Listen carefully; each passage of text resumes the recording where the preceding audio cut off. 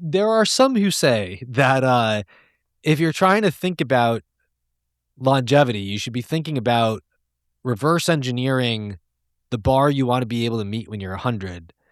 And I think that that's the opposite of the right way to think about it, because it leads to a very low bar and it misses the point that maintaining peak performance during your peak is probably the best strategy to maintain longevity. And I think there's nowhere where this is more data driven than in bone mass. So if you look at a chart of bone mass over time in the population, people are hitting peak bone mass around 25 to 30 years old, and then it's it's nothing but downhill after that. Mm-hmm. Now, there's definitely things that you can do to, like, if you imagine that the line is sort of like goes up to peak and then it just goes like this, like on an individual basis, it might zigzag. And if you get less healthy, you're going to go below trend. And if you do something if you found a way to be healthier than everyone else, you can go above trend. But most of that movement, like most of the cases where someone is 55 and their bone mass goes up, it's because they were way below the trend and they did something to fix it. And so they brought themselves back up to the trend, right? So the trend is going down and you can do better, but generally doing better means fixing it when you're below the trend, right? Yeah. So, are you better off thinking about, I don't want osteoporosis when I'm 67, or are you better off thinking about, I'm 20, I want as really good bones when I'm 25? And I think the answer is, like, this would probably be best managed by parents with their kids' nutrition, and then really good education in the teen years, and really good college culture in the 20s, leading to people who have really good peak bone mass at 25, and then taking care of it after that, rather than people coming in when they're 45 and thinking, now I think I want to start making sure that I don't break my bone when I'm 98. Like that, you know what I'm saying? So I think, and an interest, so one fascinating thing that I've talked about in it recently is that gymnasts and pole vaulters have 8 years on the general population in terms of longevity. And I was talking to some people who said, but by the way, cyclists have 2 years. So it's not all about cardiorespiratory fitness. Right. And someone said that they were like, yeah, but like people do gymnasts during their peak, they don't keep doing all those flips when they're like 70. So why are they not dying? And I'm like, yeah, that's the point. I think that being a gymnast when you're 25 is probably really good for your longevity, because what you're coming down from is, right, like, so the way that I think about this is cardiorespiratory fitness is primarily going to prevent heart disease. Like, does it have some benefit for cancer and neurological disease? Probably, but not that. But if it did, I think cyclists would have more than 2 years in the general population. I think that having excellent functional anatomical movement patterns optimizes against autoimmunity and cancer, because the immune system, this intersects with energy very interestingly. So one of the puzzles in the field of T cell activation was that it was always known that the T cell activation is an energy intensive process. But when anyone had ever done calculations on the amount of free energy released from the biochemical reactions, that these are like, take you back to college chemistry calculations of negative delta G's, right? Yeah. When they do the calculations, people do use this in the real world. When they do the calculations, to say like, okay, all the biochemical reactions that we know about release X amount of free energy. It doesn't explain T cell activation. And it turned out that T cells have motor proteins. And what they do is they push off the extracellular matrix to activate the motor protein to produce the energy, the heat, and the ATP that's going to go into the activation, right?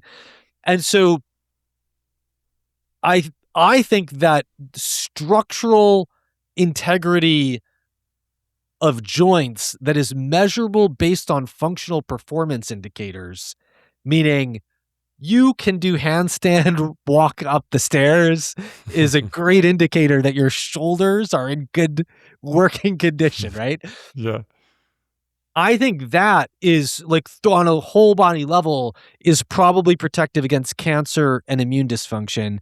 And then I just think that like look at the skill level of involved. Like neurological disease is after if you survive heart disease and you survive cancer, you're probably dying of some diverse array of neurological diseases, right? Or at least that's what they're going to put on your death certificate. And I like what could be better protection against neurological disease than functional movement practice. Right. You know what I'm saying? You know what I'm saying? Like, Yeah. it's just And do those benefits, you're saying the benefits really do carry on? Like, I assume a lot of the gymnasts out there, the pole vaulters, they're not doing that in their 50s, 60s, 70s, but no, but are they're you doing assuming cartwheels. they get the benefit during their prime? They also probably carry on some sort of the lifestyle stuff. They're starting from this much better place, right? And the benefits, but is it also that they're doing something different as they age too? Oh, they might be, and I'm not. I don't want to suggest that this is high quality evidence that becoming a gymnast will lengthen your life. Um, but there is no high quality evidence of anything in longevity. Like Yeah. the big secret of the longevity craze Right. is that there is no high quality evidence of anything at all. That's why there's so many popular books about it. Right. You can Yeah. say whatever you want about it. Yeah. I mean, not that there's much high quality of evidence of anything in nutrition either, but Yeah. anyway. It's true. But so all the only everything is low quality evidence, and so all we can do is just think about what we have and try to brainstorm how to integrate it with what we know from other disciplines. Like, what are people dying of? How mechanistically would that work? And then and then you can do a randomized control trial of becoming a gymnast. And in 150 years, you'll have enough data to know whether I'm Yeah. right. But I do think that, so I've gotten some feedback from gymnasts since I've talked about this. And I do think that, you're not going to see high level performance in most cases in ex gymnasts when they're 65, but there is a lifestyle of trying to maintain basic skills of like being able to do a handspring, um, or being able to do a handstand or being able to do a cartwheel. And so I do think that like someone who was a gymnast just out of the like if you could do that stuff when you were 25, do you think that your exercise regime when you're 75 isn't going to be different because of it? Yeah, for sure. You know? Yeah. I mean, I I don't think it's true that like the career ends and the person's not a gymnast anymore. Like I don't think that's true. But I guess the broader point that I'm making is that why should you be satisfied with your health when you can't even do a flip? You know what I'm saying? Like, I guess what I'm saying is, and this is a personality thing. Some people might take a more type A, a more type B approach to this, but I think that I personally, um, I personally am trying to become a gymnast, so I am working on my handstand. Um, I hope that I was hoping this winter I'd be able to do 360s off jumps on my snowboard. Um, I don't know if that's gonna happen. But I did master 180s last winter, and I am gonna try to get 180s in every direction this winter. But I do want to be able to do I want to be able to do flips like 2 years from now.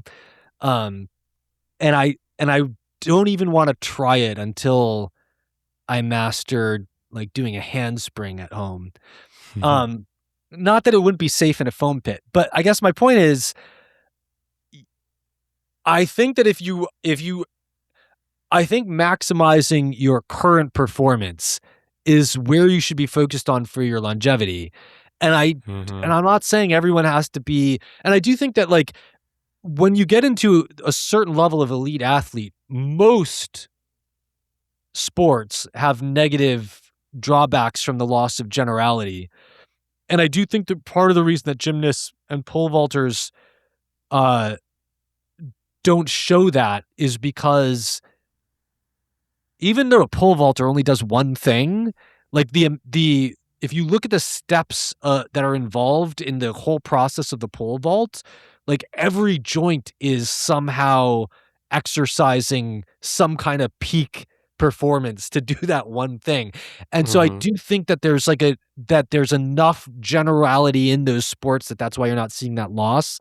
Um, so I'm not saying that like the way to be longevity is to be able to do um, flips off jumps in a snow park. That's probably a better way to die earlier, but um, because and there's definitely a toll. There's definitely a toll of volleyball players have pretty poor longevity, and I think what that shows you is no one dies of a hand or wrist injury, and yet having a lot of hand and wrist injuries probably isn't good for your longevity. So I do think Hmm. that like not wanting to I get play hurt is good. volleyball. That's my main Oh, you sport. But do? I do sand volleyball now, and so I don't really jam my fingers, and I don't hurt my knees because the sand is soft. But indoors, when That's I good. played indoors, my knees would get so sore, my fingers would get jammed because you're an indoor. You're blocking a lot more, and kind of Yeah. it's a faster ball. So yeah. Well, so my theory on that is that your mitochondrial energy production, you have like a budget. And that budget, part of it has to go back into producing everything, maintaining, repairing everything, and distributing everything properly in the mitochondria. Mm. And if you're getting injured a lot, you're diverting a lot of that energy. And so you wind up getting, each time you get injured, your budget was good enough for a non-injured day, but now you lost 20% of it to heal from that injury. And now the mitochondria are 0.01% worse off because some of their stuff got broken because they were sacrificing themselves for you. And there's probably, I do think it's like the preponderance of influence over some time horizon that dictates whether you're net improving or worsening. But the default is net worsening because you always have these detractions, and we don't know like exactly the amount of rest and recovery and nutrition for bone healing and all this stuff that like we don't know yet enough to, and we're not even trying to know enough of how to reverse the preponderance of energy flow toward staying healthy in the fallout of an injury. And so because of that, the average person is just like getting sick here and there. They have bad nutrient days, but then you throw on something like, oh, I get 6 hand injuries a year. And they don't even like the hand injury is never going to kill you, but it is going to be sucking energy out of that system. And it's going to bias you towards vicious cycles instead of virtuous cycles.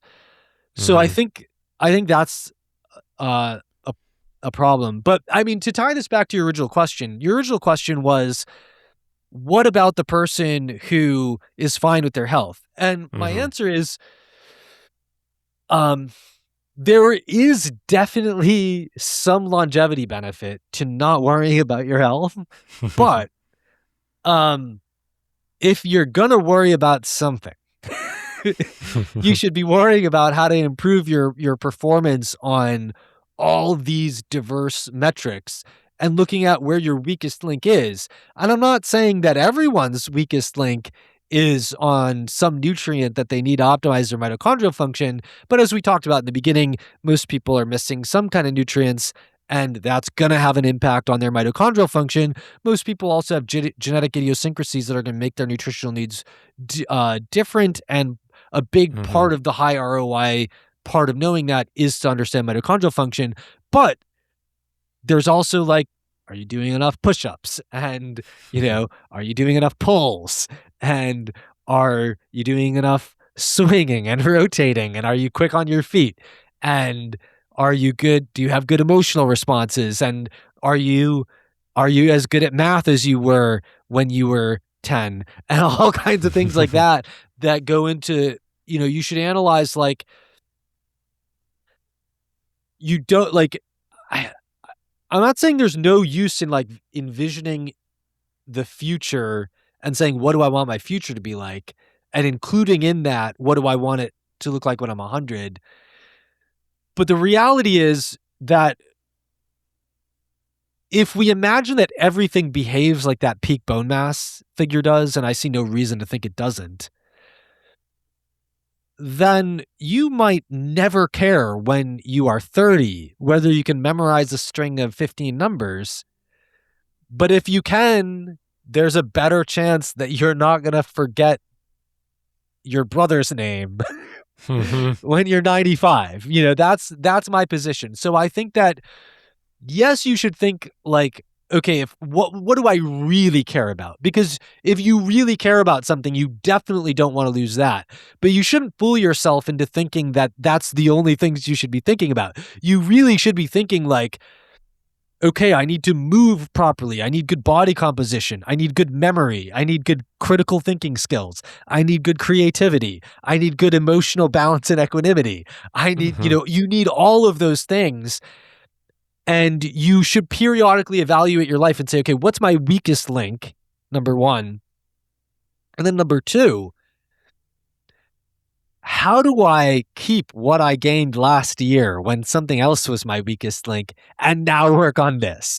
Yeah. And my my model for that is I put very small amounts into, and I'm going to talk about this with exercise because it's just so much easier to talk about. I put very small amounts of effort into holding on to things, and I put very small amounts of effort into things that I'm going to want to work on later. And then I put, then I have something that I mainly focus on. So as an example, I took some boxing classes a couple of years ago and I realized that I had lost the ability to jump rope effectively without tripping over the rope. And I looked at my life and I was like, that makes a lot of sense because I don't train my feet, you know? Like, I haven't been doing ballroom dance since I was in grad school. I haven't jump roped since, whatever. So I worked intensively on being able to do 500 jump ropes in a row consistently every day without, without tripping over the rope or, getting tired. And then once I had achieved that, I was like, okay, I'm going to just part of my morning routine now is I just do 50 jump ropes.